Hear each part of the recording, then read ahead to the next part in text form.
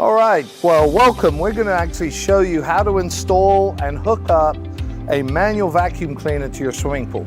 Whether you have an in-ground or an above-ground pool, the basic principle of what we're going to do right now is exactly the same. How we go about hooking everything up is slightly different, and we'll show you how to hook up an above-ground momentarily. First thing I want you to see is on the ends of these hoses, we have one end that will not swivel, will not turn. It's a molded 1.5 inch cuff. And on this end, you'll notice this one swivels and moves. This is the end that's going to attach and hook to your vacuum head. This is your vacuum head, and I've already attached it to the pole using these two butterfly clip ears down here on the vacuum head. So what we're going to do is we're going to go ahead and we're going to hook the swivel end of the hose up to the vacuum head like so. By doing this enables the hose to move freely around without it getting coiled up and tangled around inside the swimming pool. With the other end attached to the hose, I'm going to position the vacuum head, and I'm going to ask my friend Jake here to help me out here. This can be done with one person. It's just easier for this sake with two. Now you see the hose is all floating inside the swimming pool. So the quickest way for us to sink the hose, get it full of water and get it ready to be primed to become a vacuum cleaner is for me to stick this end of the hose over the return eyeball where the fresh water pumps back into the pool. So I'm going to reach over the side of the pool, and we're going to just sit the end of this hose right over the return jet. The return jet is where the clean filtered water re-enters back into the pool. You'll see the bubbles coming out of the vacuum head. Now this is obviously a display swimming pool. It's not very deep. And as you can see, the bubbles are gone. So now we have water circulating through our hose.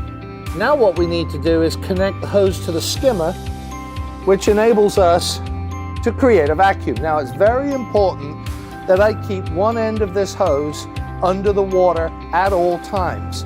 As soon as I take this end of the hose out of the water, I break the vacuum. So now I'm going to take the vacuum plate. This goes down inside the skimmer, and it allows the water to be sucked through the filter system. I'm now going to take one hand over the hose, like so, and bring it over and connect it like so. And now we have essentially completed the circuit. We're now drawing water through the skimmer, through the hose, into the pump, through the filter system, and back into the pool. So Jake is now able to take the vacuum head and vacuum and clean the swimming pool. Of course, this swimming pool's inside, so it's not very dirty, but you would take all the visible dirt, move the vacuum head in that general area. The dirt will travel up the pipe, through the hose, into your skimmer basket or into your pump basket. So if you see the pressure start to decrease, there's a good chance that the basket is full of leaves or dirt or whatever it is you're trying to remove from the pool. This is how you hook up a manual vacuum cleaner to any swimming pool. The only difference between this and an above ground swimming pool is on an above ground swimming pool, there is a plate with a 90-degree elbow that enables you to take the hose through the swimming pool wall and reconnect to the hose. That elbow will look something like this. This simply is going to sit down on the top of the skimmer, and the hose will come through the opening on the inside of the pool and connect straight into this plate.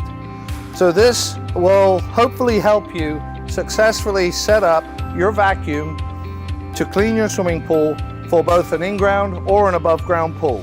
I hope this helps.